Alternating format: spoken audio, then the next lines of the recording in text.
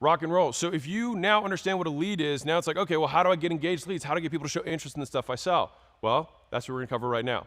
So there's 9 steps. I told you it's gonna get really tactical. The beginning was just to give you a little bit of whet the appetite, get you excited. The rest of this is gonna be like the shit you do to get people to wanna buy your stuff. All right, so 9 steps. How I figured this out, why lead magnets are important. There's a little spoiler for you. What and who, how to deliver, how to solve it, name it, make it easy, make it good, create the next steps. All right, let's rock and roll. So here's how I figured this out. So I was trying to get leads for a webinar because I was told by a mentor, they were like, hey, you need to make a webinar to get gym owners. I was like, okay, cool, I'll do that. And so I spent all this time trying to make this webinar and spent money advertising it after like 8 weeks of trying to make this work. And this other guy in the group started, he helped gym owners do stuff, and he started making money on his webinar. I was like, fuck, he's gonna take all the clients. Like, I'm not gonna have, there's gonna be no business left for me. And so I was actually like really upset about it. And anyways, I kept trying it just wasn't working. So finally I got the ads live. I figured out how to like run an ad nationally and try to target an audience and all this stuff, figure out a thank you page and a cart and integrate with a payment processor. Like, there's all these micro skills. I had no idea how to do this. And so anyways, I run some ads. I spent $500, I think, somewhere in there. And guess what? Didn't make any money. But what I did get is I got a bunch of emails of people who opted in and never actually watched the thing I spent 8 weeks trying to build, right? And so then I was like, well, shit. So I reached out to all those guys and was like, hey, you want to hop on a call? And I ended up closing those people. After doing that, I was like, man, I feel like I can make this way easier. And so I was scrolling my newsfeed and I saw a different marketer was like, hey, here's a case study that I did on how I made whatever $100,000 with a retargeting campaign and how you can use retargeting in your business. I can't remember what it was, but it was some case study. In the book, I remember the details and it's better spelled out. Point is, I clicked into this thing and I saw this 13-minute video of him just screen sharing. He's like, here's how I ran the retargeting campaign. He's like, here's the ads, here's the targeting, this is where I lent them, here's the amount of leads I got, and here's the money I made. And I was like, oh my God, this is so much easier than a webinar. I was like, shit, I can do this. And so then I went up because I made a little bit of money from the email opt-ins that I'd sold to try it again. And I just did a screen recording. I was like, hey, here's how we filled this gym in San Diego. We had 212 people who signed up in a month. I was like, here's the ads. Here's the landing page, here's the scheduler, this is the script we used, here's how many we sold, and here's a picture of the gym owner like this. And if you want us to do that for you, let us know. And then the leads started pouring in. And so the big lesson that I had there is that my specific avatar, for whatever reason, or at least based on my skill set, I was able to get them to watch a case study around this specific thing rather than some really long webinar. And to be clear, it's not that webinars didn't work because the other guy obviously made them work. I didn't have the skill set yet. And so this, getting the right lead magnet for the right avatar, the right person that you're trying to sell to, was a huge lever. And I want to like pause here and emphasize this. If you're not getting enough leads, it's usually that the lead magnet isn't good enough or attractive enough to your ideal audience. They're not engaging with it, right? We want to take leads and get them to engage. So think about this as like the picket line, and you have this really nice carrot on the other side of it. And the bigger and the juicier the carrot, the more people want to jump across to your side and give their information and say, I'm interested, all right? So this is how I figured out how important it was to get the right lead magnet, all right? So why lead magnets in general? So the offer is the products or services you exchange for money and the terms associated with the exchange. That's what an offer is. That's what your core thing is, the thing you sell, right? The thing that you make the most money from is your core offer. Now, you have lots of offers in your business all over the place. If you think about it, this content is an offer of some sort, right? Whatever I did to drive you to here was an offer. I was like, hey, I've got this thing. Like, if you read it from the book, you say, hey, there's a course and it's free, and I don't have to opt in for it. That was an offer, right? Is it the core offer for me? No, my core offer is that I buy into companies. Like, that's my core offer. That's where I make the most money, right? But it isn't an offer, all right? And so a lead magnet, and this is what I want to be really clear about, and people mess this up. A lead magnet is a complete solution to a narrow problem, given away at a significant discount or free to attract ideal customers. That's what a lead magnet is. And so this course, the books, the content, in some ways are all lead magnets. Because guess what's going to happen? We solved the first problem with the first book, which is, what do I sell? That was a complete solution to a narrowly defined problem. If you only know what to sell, that does not necessarily mean you're going to make more money. Now, if you have other skills, then it will enhance the amount of money you make. But naturally for me, with leads being the second thing, it's like, okay, well, once you have leads, what's the next problem you're going to actually come into? You don't know how to close. And I'll make more stuff around that later. But like, I'm trying to solve these one by one, and I wish I had unlimited time. And I'm documenting them as I spit them out for you guys. All right. But once you solve the narrow problem, and it should reveal the next problem solved only by your core offer. And so fundamentally for me, I have other free sale stuff. It's on the internet, it's there. I'll formalize it in books and trainings in the future. But the point is that hopefully with enough of my stuff, someone solves their true core problem for me, which is that they get to $1 million or $2 million or $5 million a year in profit. And they say, I don't know how to get past this, or I've never done this and I want someone to help me go from 5 to 20 or 20 to 100, whatever it is. And that's where we come in. That's the core offer that we have, is that I solve all the problems of somebody who's at $1 million, $5 million a year in profit, $10 million a year in profit, and they want to come to us to go to the next level. That's how this works. Hopefully this is kind of like meta defining of like both what I'm doing and what you can see at the same time for your business work. All right, and so we start with the Grand Slam offer, but if you can't get enough leads, you need a lead magnet. All right, and so think about it this way. The reason I like lead magnets is that you can just pitch your core thing. I could get up here and just say like, if I had no content, just think about it this way. Imagine I had no content, I had no books, I had no anything. I could just say, hey, if you're looking to scale your company, hit me up. And I might get a percentage of people who'd be willing to take me up on that. Maybe. I mean, if I did enough volume, I would be able to get people to do that. And so think about that as the left side. So these are made up numbers just to illustrate the concept. So let's consider my core offer as that little gift thing. All right, that's my core offer.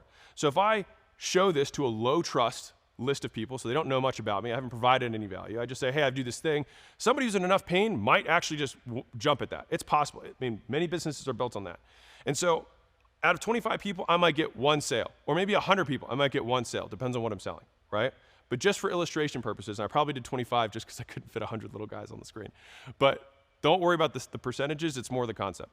Now, let's introduce the same idea, but with a lead magnet, all right? So I show those 25 people and I say, hey, I've got this free thing. It's gonna help you solve your problem, all right? This narrowly defined problem, and it's all valuable and it's free, it's yours. So what happens is a percentage of those people say, you know what? That is helpful for me. I do kind of suffer from that problem, and this is a low risk investment for me. All I'm really investing is time, and that is an investment. It's just, for many people, a lower investment than money. Less trust is required to give time than money for most people. So then a percentage of those people then consume the thing and say, man, this guy's pretty good at this thing. He helped me solve this narrow problem, but I have this other problem. And guess what? Now I say, hey, I know I fulfilled my first promise to you, is that I was gonna help you solve this problem. I can help you solve a much bigger problem in this way. And now we make our core offer. And now we make it to a high trust group of people, and we have a significantly higher take rate on it. And so we use the lead magnet, not because we're great people, but because we wanna make more money. And we do that by building more trust and providing value in advance. And so that is kind of the before and after. Now, again, if you're brand new to this, sometimes you can't just go make a core offer. I'm not saying it doesn't work. I'm saying this is how I do it.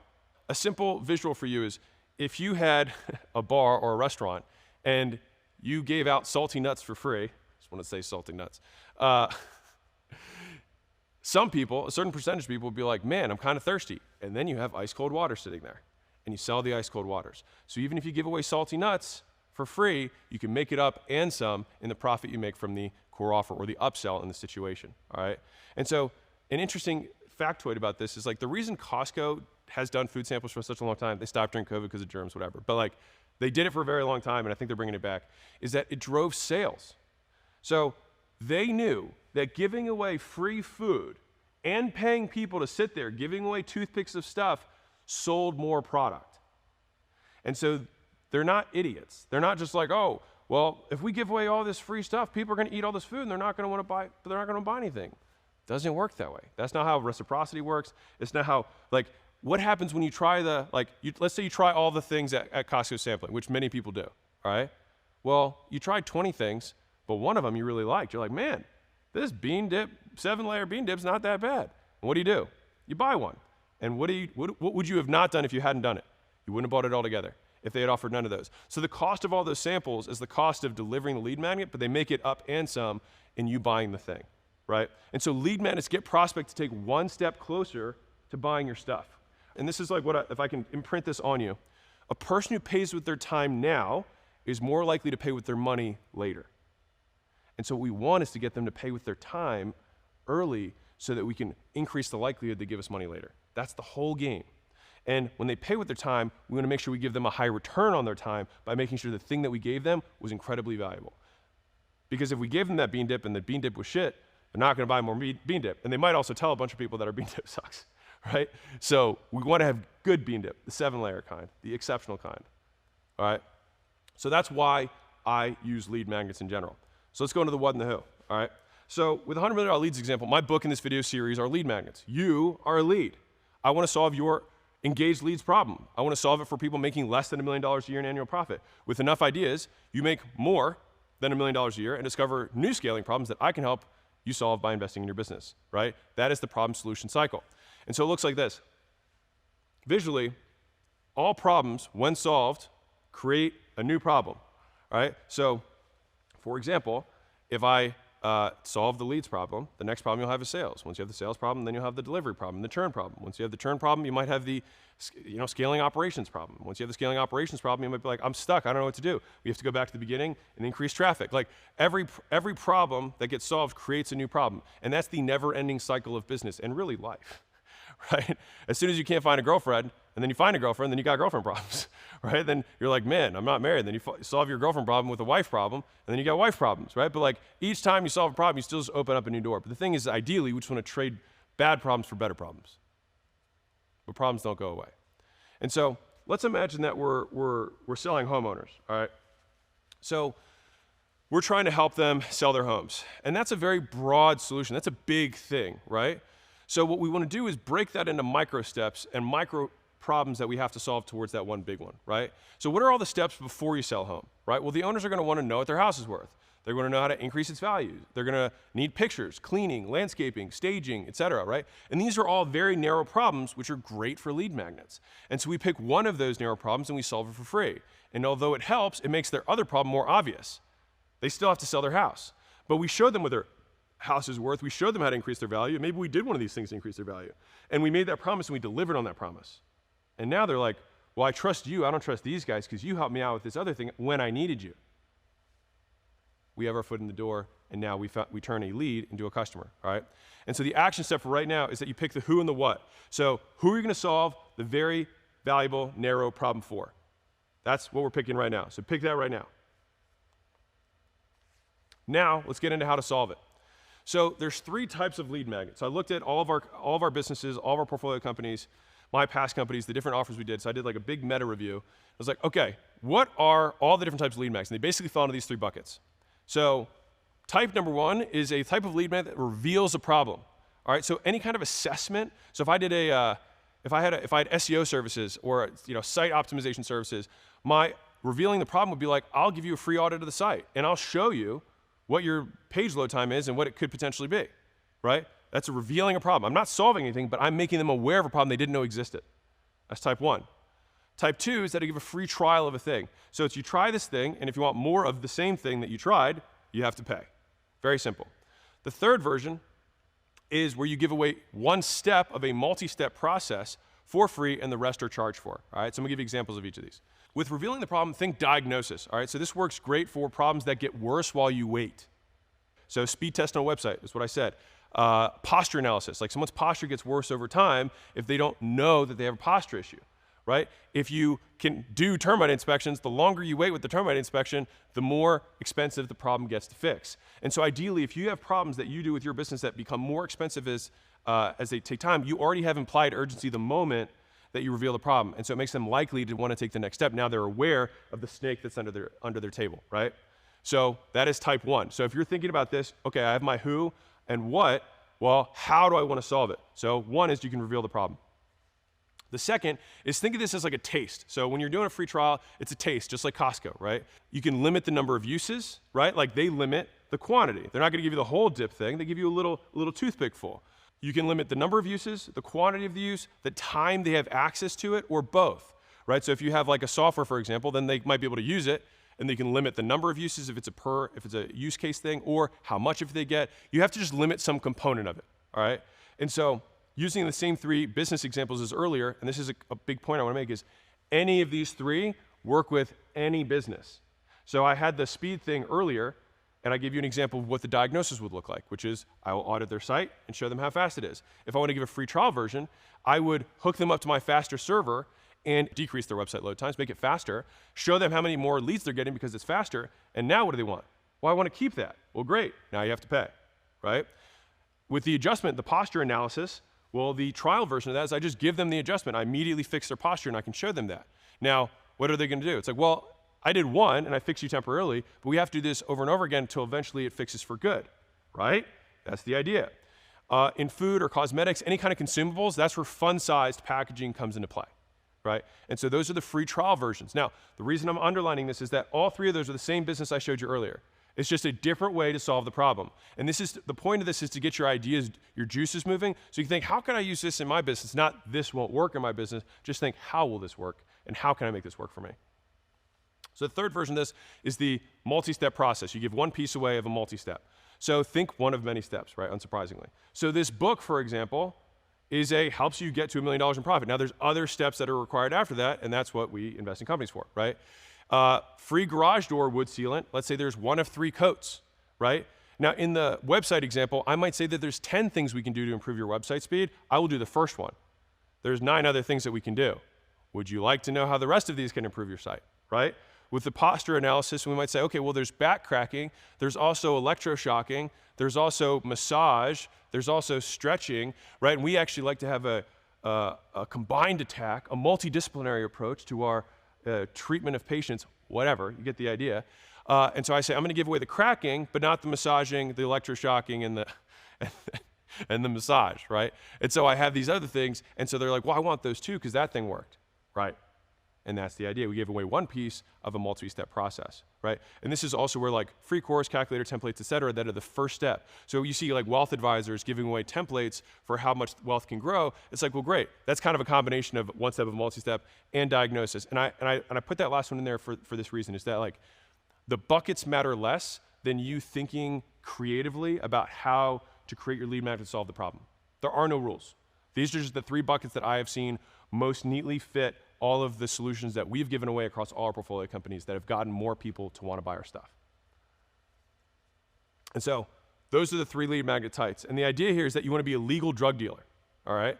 And so think about what a drug dealer does. Like the first hit's always on the house, right? The first hit's free. And so you want to give away the first hit. And the reason drug dealing is such a great business is because the product's exceptional. People immediately get a result, right? And it's guaranteed virtually, as long as the stuff's not bad, right? And what do they want? It also creates addictive behavior. And so they want to come back. Like ideally, that's what the perfect product does, right? Now, I'm not saying you should sell drugs, but I'm saying you should behave and learn lessons from them so that we can make money like one. And so the action step is pick how you want to solve the narrow problem. So you want to reveal it, you want to sample it, or you give one step of many. Those are the 3.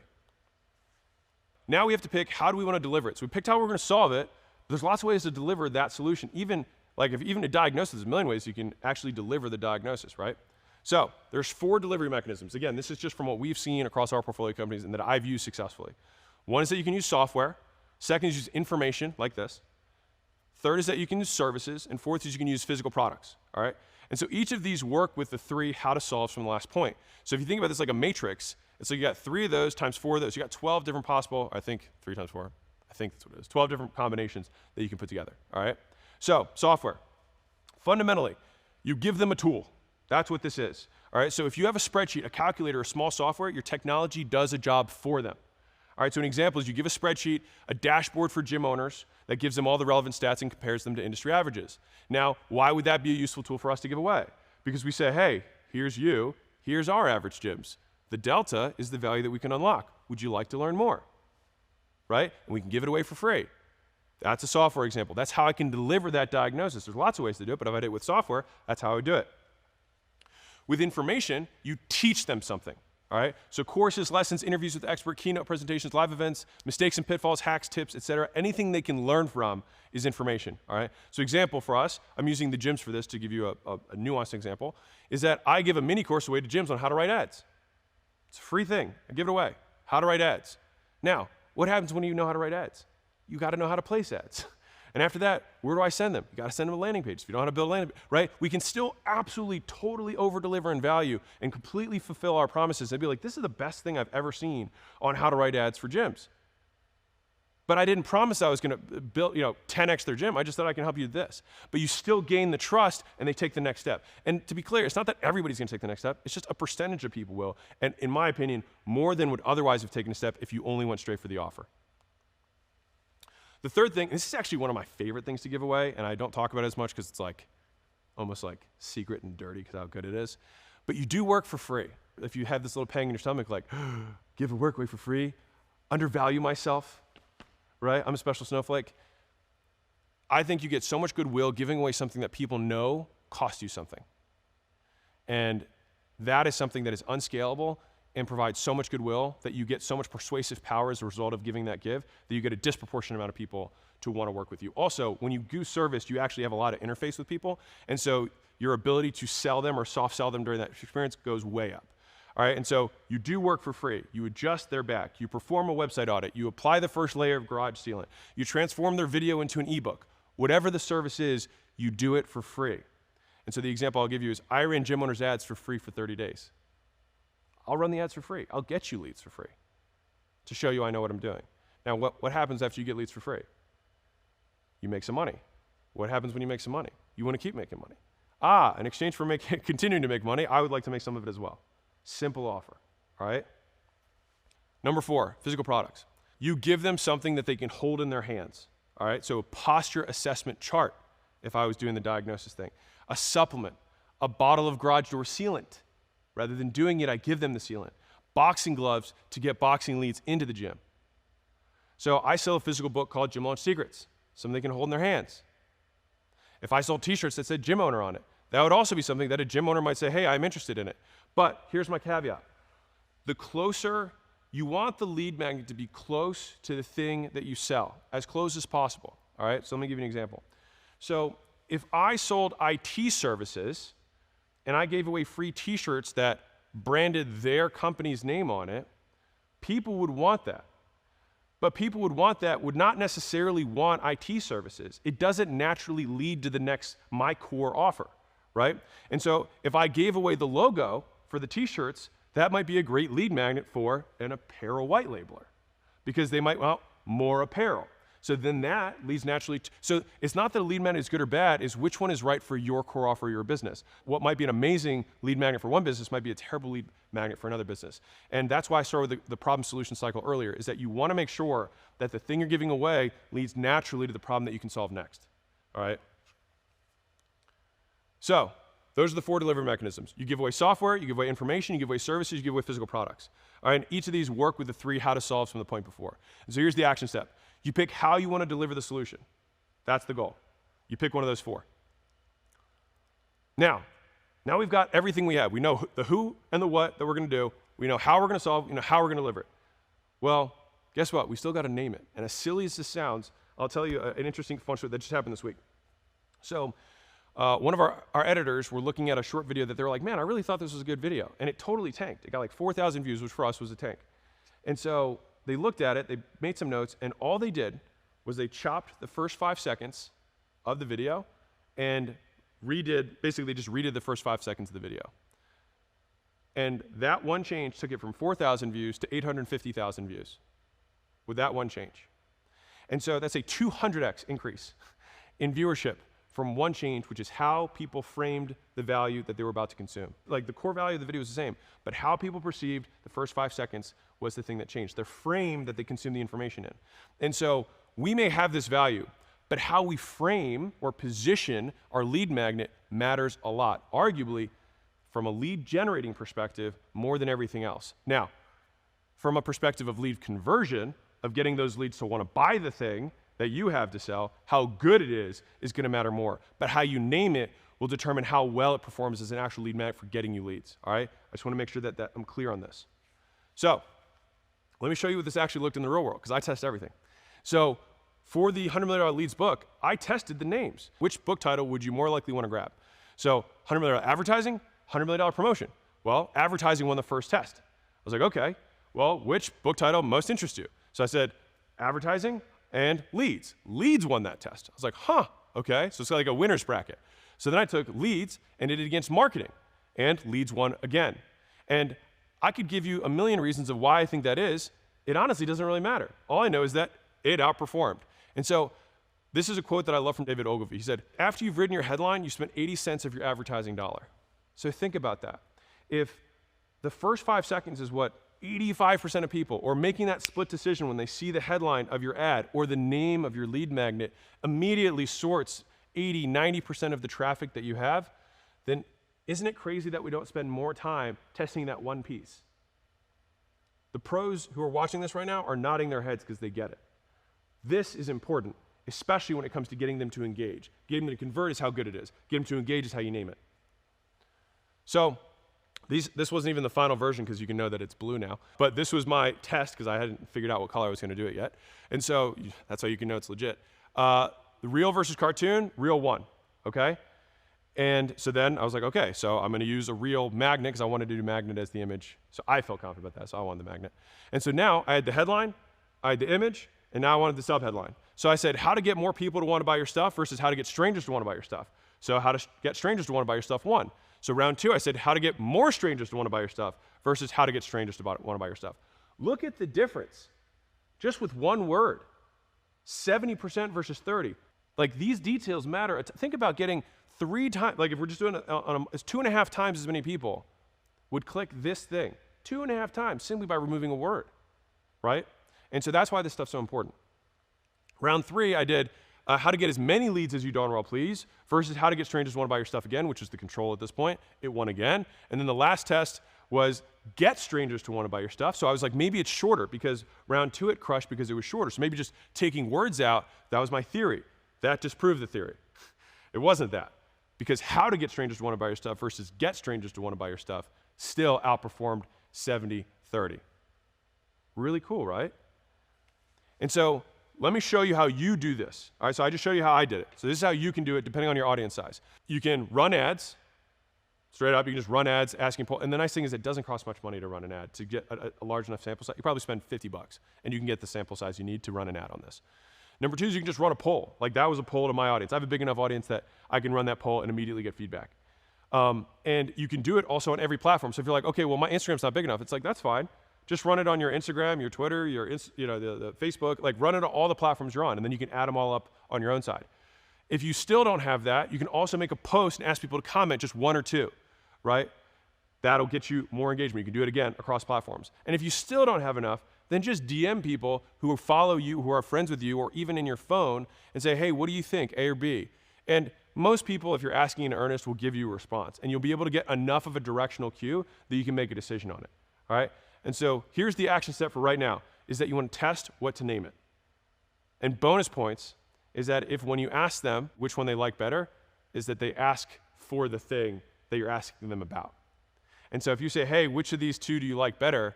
And they say, I like B, when is this coming out? That's when you know you have a winner. So we're cruising, home stretch. Now we got to make it easy, all right? So it's like, okay, we got the what and the who, we know how to solve it, we know how to deliver, we know how to name it. So people are now jumping into our boat. Okay, well then how are we going to get them to convert, right? So we want to make it fast and easy for them to consume this, all right? And so here's what's interesting about this, is that, well, this isn't interesting, but people do things that are easy for them. You're like, wow, Alex, blew me away with value. All right, so what we want to do is we want to give them options. And so here's a fun factoid for you. We have an almost perfect split between ebook, audio, video, and physical copies of the book in terms of consumption. Almost perfect. Isn't that wild? So if I only did a physical copy of the book and that was my lead magnet, I would miss out on 3/4 of the traffic of people who would consume my thing. Or, arguably just as bad, is that maybe I would get half the people, but they wouldn't be consuming it in the way they want. So they would maybe opt in for it, but not consume it, which then I get leads, but I don't get conversions. This is why it's so key to understand both sides of it. And so we want to make it fast and easy for them to consume the value, and we do it at their convenience. And so depending on the delivery mechanism, we will do it differently. So if it's information, obviously you do it in this way. You want to make it consumable in different ways. And so if we're using software, we want to make it accessible on their phone, on their computer, in multiple formats for different devices, Android and Apple, right? So that's why we have it. The ebook is on Kindle, and it's also on Audible. And on Audible, I have it on Audible, and I also have it on my podcast, right? So I have it in different places so that people can consume it in different ways that they prefer, all right? It's ironic, but some people only listen to podcasts and don't listen to Audible, and some people only listen to Audible and don't listen to podcasts. So whatever one you use, go there. Information, all consumption preferences, you want to make available.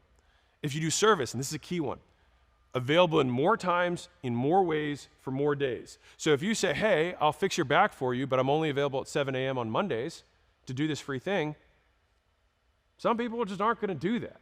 And so you might be like, I'm giving them this back posture assessment for free. It's like, it doesn't matter, man. Like they don't know you from anybody. And guess what? There's a guy down the street who will do it anytime it's convenient for them. And guess who gets the lead? That guy. All right, so be that guy. Make it convenient for them. Make it easy.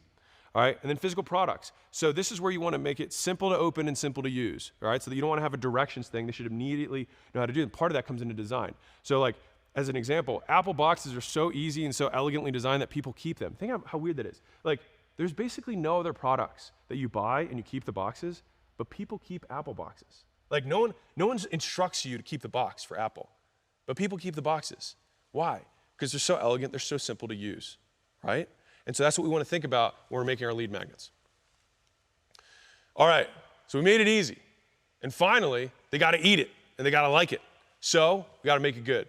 All right, and so here's the thing. It's zero fluff. And hopefully as you're getting pummeled with the stuff that I'm doing here, like this is the shit you actually have to do. And so I have action steps after every one of these things so you can actually do this and make money in your business.